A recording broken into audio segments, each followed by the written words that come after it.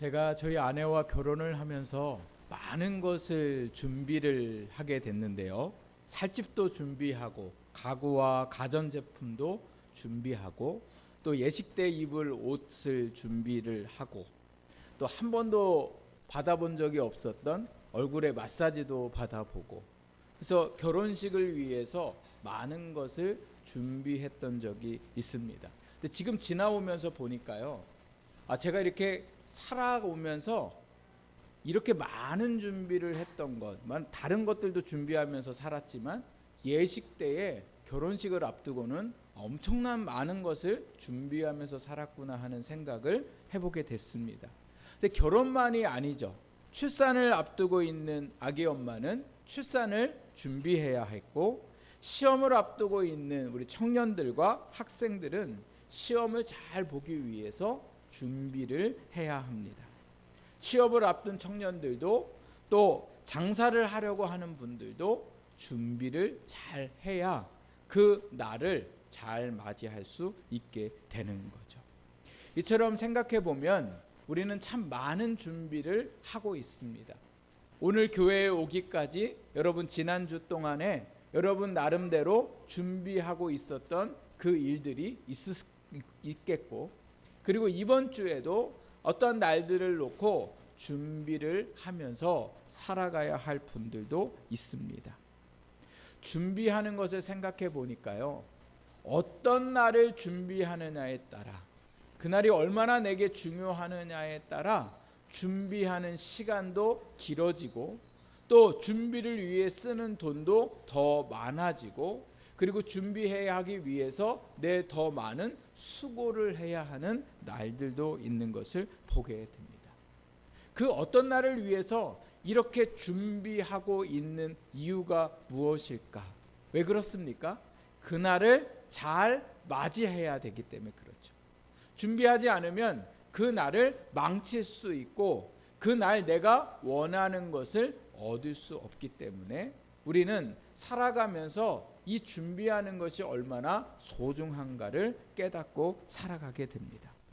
하나님께서 오늘 우리에게 주신 말씀을 보면 세례 요한이라는 사람이 유다 광야에 나아가서 사람들에게 무엇인가를 외치고 있는 것을 보게 되는데, 그 외쳤던 게 뭐냐면 2절 말씀에 보니까 회개하라, 천국이 가까이 왔다, 이러한 외침을 하고 있습니다. 천국이 가까이 왔다고 말하는 이 천국은 다른 말로 표현하자면 하나님의 나라를 의미합니다. 즉 하나님의 나라가 가까이 왔으니 그 나라에 들어가야 할 너희는 회개하라라는 뜻으로 2절 말씀을 외치고 있는 것이죠. 하나님의 나라는 우리가 눈으로 보는 이 땅의 나라들을 의미하는 것이 아닙니다. 그러니까 눈에 보이는 나라가 아니라 하나님의 나라는 곧 무엇이냐면 오실 예수님, 예수님이 이 땅에 왕으로 오셔서 그 왕 대신 예수님의 나라에 들어가서 살아가는데, 그 하나님의 나라에 들어가려면 우리의 인생에 예수님을 나의 왕으로 모시고 살아가는 것, 내 삶의 주인으로 모시고 살아가는 그것이 바로 우리가 하나님의 나라에 뭐 하는 거예요? 들어가는 거더라는 거죠. 그래서 하나님의 나라가 가까이 왔으니 회개하라, 이 말씀을 세례 요한이 사람들에게 외치고 있더라는 거예요. 근데 여러분, 저희가 미국을 가든 아니면 일본을 가든 동남아를 가든 다른 나라에 들어갈 때에 준비해야 될 게 있죠. 특별히 뭐가 제일 중요합니까? 다른 나라에 들어갈 때에. 그렇죠. 여권이 있어야 되고 또 비자가 있어야 그 나라에 들어갈 수가 있잖아요. 그래서 그 나라에 들어가기 위해서 여권도 준비하고 비자도 준비해야 되는데 또 뭐가 없으면 안 돼요? 갈 수 있는 비행기 표가 있든지 아니면 배 타고 가는 분들은 배표가 있어야 그 나라를 들어갈 수 있지 않습니까? 그러니까 그 나라를 들어가기 위해서는 준비해야 될 게 여권도 준비하고 비자도 준비해야 되고 또 가는 비행기표나 배표도 필요하더라는 거죠. 그래야 그 나라에 들어갈 수 있는데 세례 요한은 하나님의 나라가 가까이 왔는데 너희가 무엇을 준비해야 하는가를 오늘 말씀하고 있더라는 거죠. 세례 요한이 하나님의 나라를 들어가기 위해서 준비해야 될 것을 뭐라고 오늘 말씀하고 있냐면 놀랍게도 회개하라고 말씀하고 계세요. 하나님의 나라를 들어가기 위해 준비해야 될 게 뭐라고요? 회개하라는 거예요. 회개. 이 회개라는 뜻은요, 헬라어 뜻으로 새 행실로 돌아오라라는 뜻을 가지고 있습니다. 새 행실. 무슨 새 행실이에요? 죄에 살던 너희의 삶을 정리하고 이제는 그 죄에서 돌아서는 것을 회개라고 말씀하더라는 거예요. 회개는 오늘 우리가 예배 시간에도 하나님 앞에 회개했잖아요. 회개는 단순히 내가 뭔가를 잘못했구나, 내가 이러지 말아야 되는데 이렇게 살았구나라고 후회하는 걸 넘어서 완전히 그 죄에서 돌아서는 것 자체가 뭐라고요? 회개해야 된다는 거예요.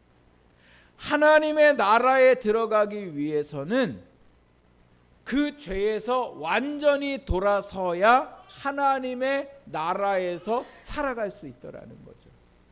그런데 여러분, 우리가 지금까지 신앙생활 하면서 하나님의 나라는 뭘로 들어간다고 배웠습니까?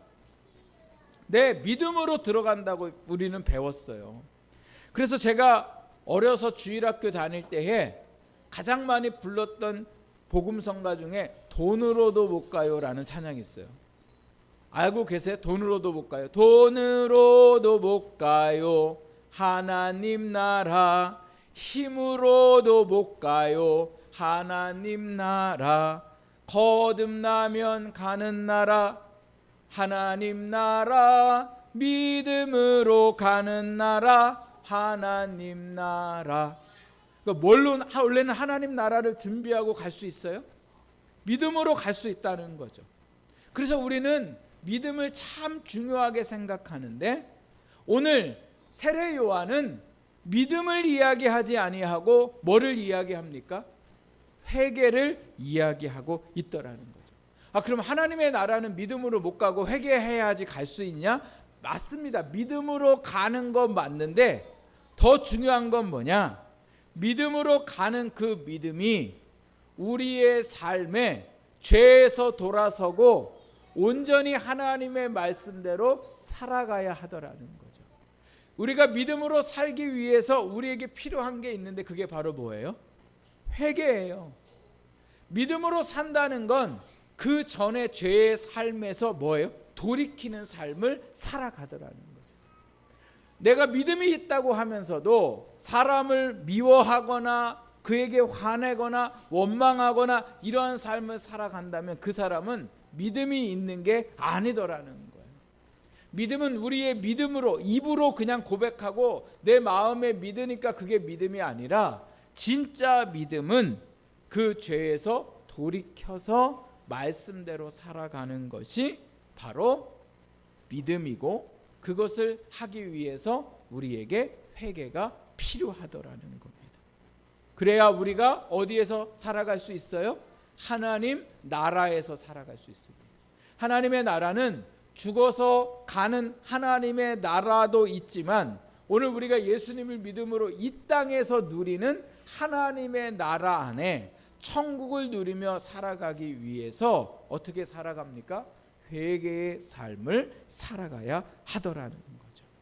그럼 하나님께서 오늘 이 세례 요한을 통하여 주님의 오심을 기다리고 있는 이 대림절을 보내는 우리에게 어떠한 회개를, 어떠한 새로운 삶을 우리에게 원하시는가 오늘 말씀을 통해서 함께 살펴보려고 합니다. 먼저 우리가 무엇을 회개해야 할까? 허영으로 가득 찬 삶을 회개해야 됩니다. 한번 따라해 보세요. 허영으로 가득 찬 삶을 회개해야 합니다. 얼마 전에 제가 어떤 분이 옷장을 정리하다가 글을 쓰신 것을 봤어요. 글. 어떤 글을 썼냐면 이런 글을 썼습니다. 여러분 잘 들어보십시오. 옷장에 많은 옷들이 있지만 입는 옷들은 많지 않다. 입지도 않은 옷을 왜 샀을까? 충동적으로 또는 욕심을 부려서 사 놓았다.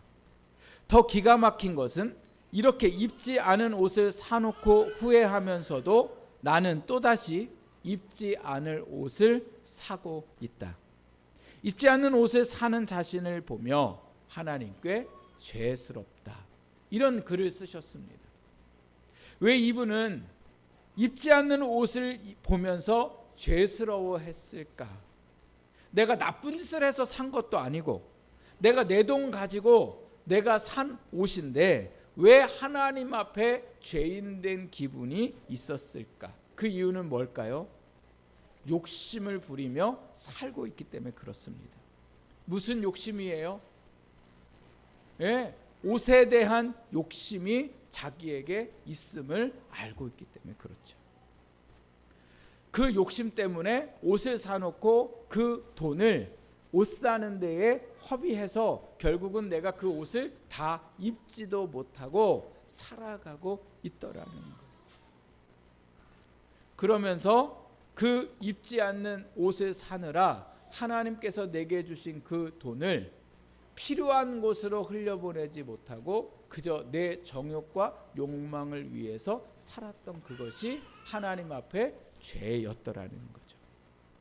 그런데 생각해 보면 이분처럼 우리가 옷에만 죄를 짓고 있을까?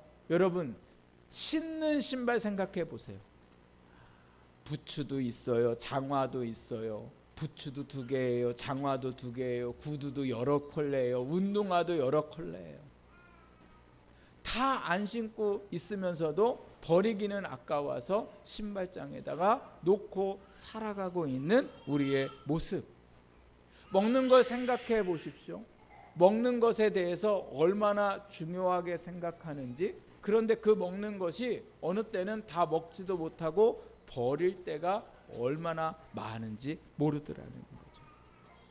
이 모든 일들을 우리가 할 때 보면 꼭 필요해서가 아니라 충동적으로, 때로는 그것을 다른 사람에게 보이기 위해서 우리는 그렇게 욕심을 부리고 죄 가운데에 우리의 많은 돈과 시간들을 우리가 사용하면서 살고 있더라는 거죠.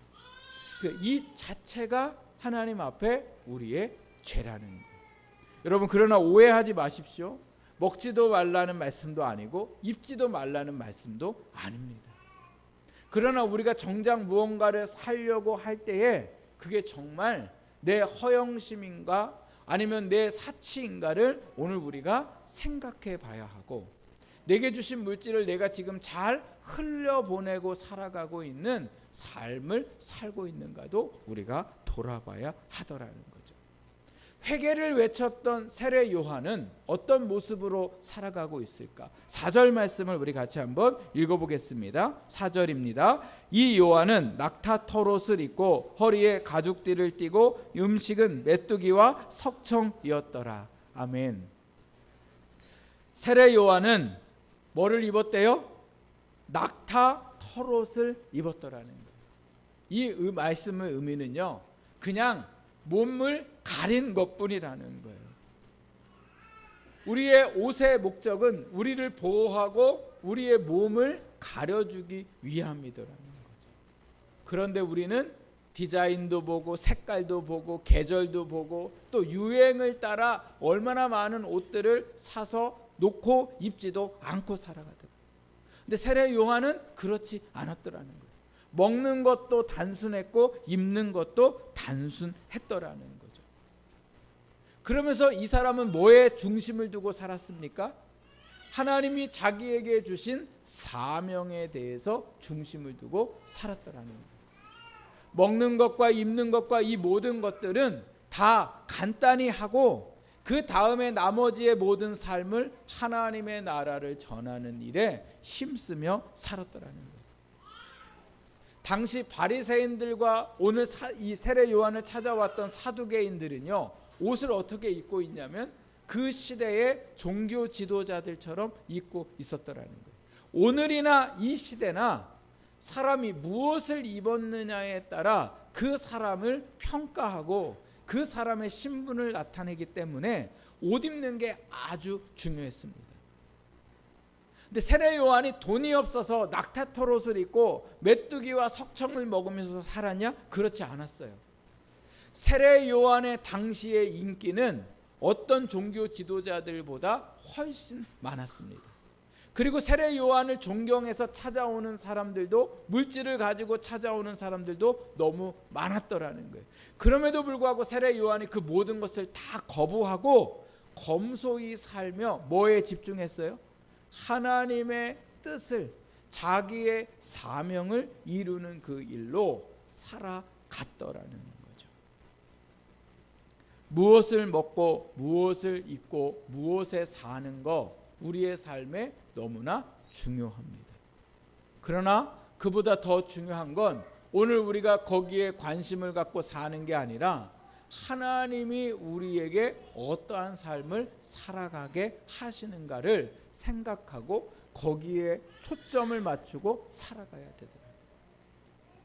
그런데 세상에 허황된 것들에 맞춰서 살아가다 보면 뭐를 하지 못해요?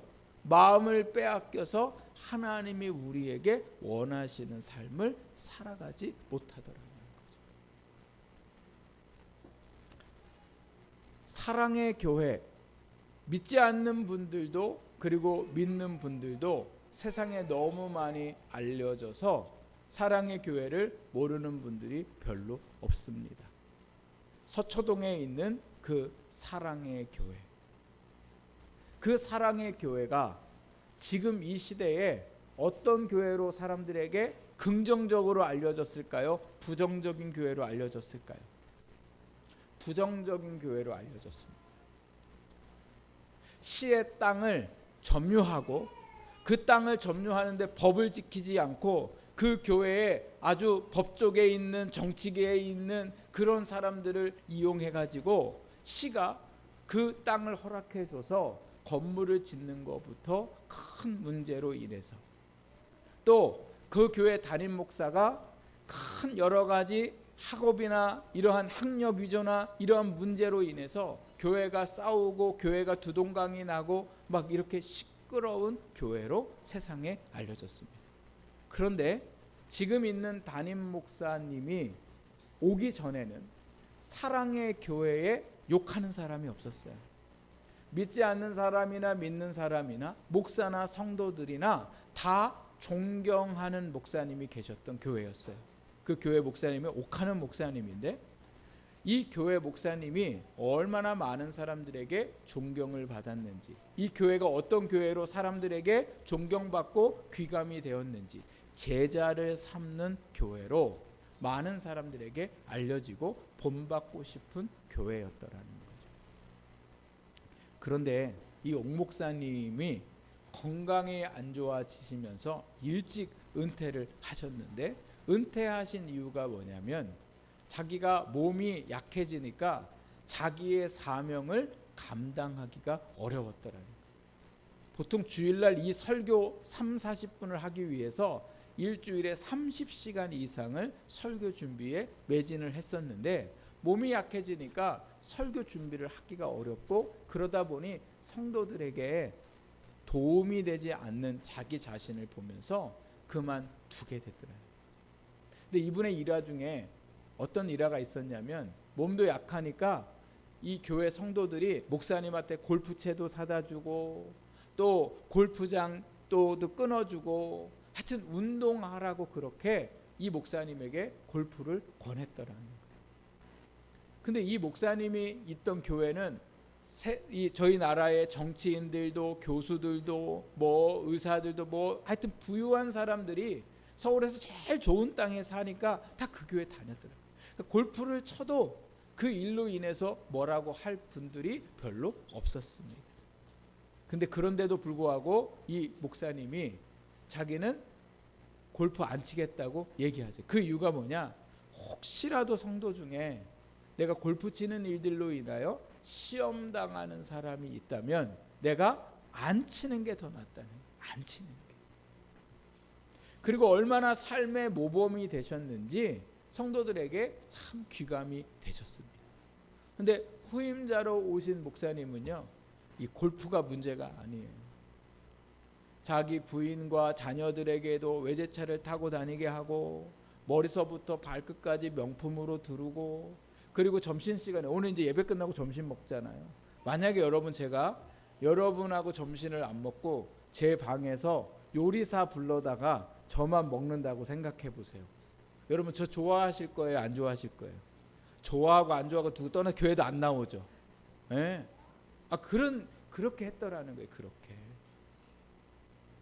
그러니까 그래서 사람들이 뭐라고 그래요? 황제 목회를 했다, 이렇게 얘기해요. 황제 목회. 여러분, 제가 지금 목사니까 목사의 이야기를 여러분에게 말씀드리지만, 그럼 우리는 어떠냐고. 우리는 어떻습니까? 내 먹고 쓸고 즐기는 것은 생각하면서 우리가 정말 하나님의 나라를 위해 우리가 쓰는 돈은, 헌금은 우리가 얼마나 그렇게 마음의 충동이 일어나고 감정이 일어나서 하나님 앞에 그렇게 드리고 다른 사람들에게 나누고 베풀고 살아가는 일에 있어서는 우리가 어떻게 살아가고 있냐는 거예요. 내 필요한 건 정말 뭐 몇 달 카드를 끊어서 할부로 하면서 그렇게라도 빚을 지면서 살면서 하나님의 교회와 어려운 사람들을 통해서는 내가 그렇게 살아간 적이 언제 있을까? 한번 생각해 보세요. 내가 하나님의 나라를 위해, 하나님이 기뻐하시는 걸 위해 나는 빚을 져본 적이 있다. 미쳤어요? 빚을 지게? 교회가 뭔데 내가 빚을 져요? 그렇죠? 교회가 뭔데, 하나님이 뭔데 내가 하나님을 위해서 그렇게 살아갈까? 그 미친 일인 거죠. 그런데 내 삶을 위해서는, 내 자녀를 위해서는 빚지고 살아가는 거, 그 제정신입니까? 없으면 없는 대로 살아가야 되잖아요. 그런데 우리는 없으면 없는 대로 안 살아가잖아요. 형편대로 안 살아가잖아요. 근데 하나님의 나라를 위해서는 우리가 그렇게 살지 못하고 있더라는 거죠. 하나님의 나라를 들어가기를 원하면서도 오늘 우리는 세상의 허영심에 속해서 하나님의 나라에 들어갈 준비를 하지 못하고 있는 것이 오늘 우리의 삶의 모습이더라는 거죠. 명품 옷을 입는다고 그 사람이 명품이 되는 게 아닙니다. 넓고 좋은 집에 산다고 해서 그 사람의 마음과 생각이 넓고 좋은 것도 아닙니다. 좋은 차를 타고 다닌다고 해서 그 사람이 좋은 사람이 되는 것도 아닙니다. 여러분, 오늘 우리가 무엇에 신경 쓰고 무엇에 수고하고 무엇을 준비하고 있는지, 저와 여러분은 하나님의 나라에 들어갈 준비를 해야 되는 사람입니다. 그래서 예수님이 이 땅에 재물을 쌓아두지 말고 하나님의 나라에 재물을 쌓아두라고 말씀하셨어요. 하나님에게 정직하고 또 다른 사람과 나눌 수 있는 오늘 우리의 삶으로 다시금 돌아가시기를 주님의 이름으로 부탁드립니다. 또 한 가지, 오늘 이 말씀 속에 우리가 무엇을 회개해야 할까?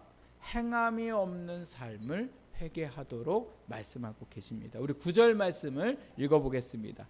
속으로 아브라함이 우리 조상이라 생각하지 말라. 내가 너희에게 이르노니 하나님이 능히 이 돌들로도 아브라함의 자손이 되게 하시리라. 이 말씀은 세례 요한이 자기를 찾아왔던 바리새인들과 사두개인들에게 하는 말입니다. 이들이 세례 요한을 찾아온 것은 다른 사람들처럼 회개하고 그리고 자기의 삶을 바꾸려 오는 것이 아니라, 세례 요한이 세례를 줄 수 있는 권위가 없음에도 불구하고, 세례를 줄 수 있는 사람들은 이 시대의 종교 지도자들, 이 바리새인들과 사두개인들과 제사장들이 세례를 줘야 되는데, 레위 사람 지파의 사람들이 세례를 줘야 되는데 지금 세례 요한이 세례를 주고 있는 거예요. 더군다나 이 당시에 세례는 누가 받았냐면요, 다른 민족 사람들이 유대 종교를 믿지 않았을 때에 하나님을 알게 되고 내가 이제 유대인들처럼 하나님을 믿겠습니다라고 얘기할 때에 회개를 하고 새 사람으로 살겠다는 다짐을 시키려고 세례를 줬더라는 거예요. 그런데 지금 세례 요한이 종교 지도자도 아니었고 세례를 줄 권한도 없었고 심지어 그 세례를 누구에게 지금 주고 있어요? 유대인들에게 주고 있더라. 유대인들에게. 세례를 안 줘도 되는 사람들에게 지금 세례를 주고 있으니까 바리새인들이 이게 못마땅한 거예요. 그래서 세례 요한이 혹시라도 뭔가를 잘못하면 그거 꼬투리 잡아서 지금 고발하려고 왔는데 세례 요한이 이 사람들한테 지금 뭐라고 얘기해요? 속으로 아브라함이 우리의 조상이니까 우리가 구원을 받는다고 너 생각하지 말아라. 그러니까 이 사람들은 이런 생각을 한. 네가 아무리 우리한테 세례 받으라고 해도 이제 바리새인들이 이런 마음인 거죠. 세례 요한한테 네가 아무리 회개하고 세례 받으라고 얘기해도 우리는 필요가 없다. 왜? 우리는 아브라함의 조상이니까. 하나님이 구원하시기로 작정한 아브라함의 자손들이니까 우리는 당연히 구원받을 수 있다. 그런데 세례 요한은 뭐라고 얘기합니까? 아니라고 얘기하는 거죠. 아브라함의 자손이어서 너희가 구원받는다는 생각은 하지도 말아라. 하나님이 능히 이 돌들로도, 이 돌은 정말 그들 눈앞에 보이는 돌을 의미하기도 하고 이방 사람들을 이야기하는 겁니다. 그러니까 구원은 혈통으로 되는 게 아니라 하나님이 구원을 주셔야 구원을 받을 수 있더라는 거예요. 그래서 그 구원을 그럼 누구에게 주냐? 혈통으로 아브라함에게 자손에 주는 게 아니라 믿음이 있다고 말하면서 행함이 있는 사람에게 하나님이 구원을 주시겠다고 말씀하고 있더라는 거예요. 그래서 10절 말씀에 뭐라고 이야기합니까? 이미 도끼가 나무 뿌리에 놓였으니 좋은 열매를 맺지 않은 나무마다 찍혀 불에 던져지리라. 이렇게 말씀하고 있어요. 나무는 존재하는데 그 나무가 뭐가 안 되면 불에 도끼에 찍혀서 불에 버려진대요. 열매가 없으면. 아브라함이라는 그 나무에 뿌리가 되어서 있지만 그 아브라함의 자손이라고 얘기하는 너희의 삶에 너희의 조상이었던 아브라함처럼 살지 못합니다. 여러분, 아브라함을 우리가 뭐라고 부르냐면 아브라함의 별명이 뭐예요? 믿음의 조상이, 믿음의 조상. 그러니까 아브라함이 하나님을 믿을 때에 그냥 입으로만 믿는 게 아니라 그 삶이 믿음의 열매를 맺었기 때문에 그렇습니다. 그래서 믿음은 입으로 말하고 마음으로만 생각하는 게 아니라 우리가 입으로 고백하고 마음으로 믿었으면 우리의 행함에서 믿음의 열매가 보여야 하더라는 거예요. 그런데 우리는 어떻습니까? 믿음을 입으로만 말하고 우리의 삶에는 전혀 행함이 없을 때가 많더라는 거예요. 믿음의 말을 할 때 얼마나 믿음에 대해서 잘하는지, 성경에 대해서 잘하는지, 잘하는 대로 얼마나 말을 많이 하는지 이루 말할 수 없어요. 근데 문제는 뭐예요? 그 말하는 것만큼 행함이 없는 게 오늘 우리의 삶의 모습이더라는 거예요. 우리는 배우기를 입으로 시인하고 마음으로 믿으면 구원을 얻는다 이렇게 배워요. 그래서 사람들에게 오늘 죽어도 예수님 믿을 수 죽어도 천국에 갈 수 있습니다. 아, 네, 제가 천국에 갈 수 있습니다. 왜요? 입으로 시인하고 마음으로 믿으면 천국에 간다고 배웠으니까. 아니라는 거예요. 입으로 시인하고 마음으로 믿는 사람은 진짜 믿으면 뭐 할 수 있어요? 행함으로 할 수 있더라는 거예요. 전도하다가 보면 예수 믿다가 교회 안 다니는 분들을 만나게 돼요. 근데 그분들 한결같은 말씀이 뭐냐? 그래도 나는 예수님 믿고 교회만 안 나갈 뿐이라는 거예요. 예수님을 믿는데 교회를 안 나간다? 이건 진짜 믿음이 아니라는 거예요. 내가 예수님을 믿는데 내가 기도하지 않는다? 그 믿음은 문제가 있는 믿음인 거죠. 내가 예수님을 믿는다고 얘기하는데 예수님의 말씀을 멀리하면서 살아간다? 도대체 무슨 믿음이냐는 거죠. 우리의 믿음이 도대체 무슨 믿음이냐? 믿으면 행하게 되어 있더라는 거예요. 믿는 것이 중요하고 그 믿음과 똑같이 오늘 우리의 삶을 살아가야 되더라는 거죠. 믿는다면 힘들고 어려워도 주님의 몸된 교회를 위하여 수고하고 애쓰는 게 진짜 믿음의 모습인 거죠. 믿는다면 내가 좀 화가 나고 서운하고 힘들어도 참고 용서하고 사랑하고, 내가 정말 먼저 믿고 살아가는 사람이라면 내 몸을 헌신하면서 살고자 하는, 누군가를 위해 수고하고자 하는 그 삶을 살아가는 것이 하나님이 우리에게 원하시는 믿음입니다. 우리가 이렇게 믿음으로 살지 못하면 오늘 예수님이 세례 요한을 통하여 분명히 말씀하시죠. 뭐라고요? 열매가 없으면 그 나무는 도끼에 찍혀서 불에 던져질 것이다 라고 말씀하고 있습니다. 그래서 우리가 이제는 어떻게 살아가야 됩니까? 우리의 삶에 믿음을 말하면서도 믿음으로 살아가지 못하는 그 삶을 돌이켜 이제는 우리가 입으로 말하고 마음으로 믿는 만큼 믿음으로 살아가는 새로운 삶을 살아가기를 주님의 이름으로 부탁을 드립니다. 대림절의 말씀이 조금 우리에게 부담도 되고 어려운 말씀이 있을 수 있습니다.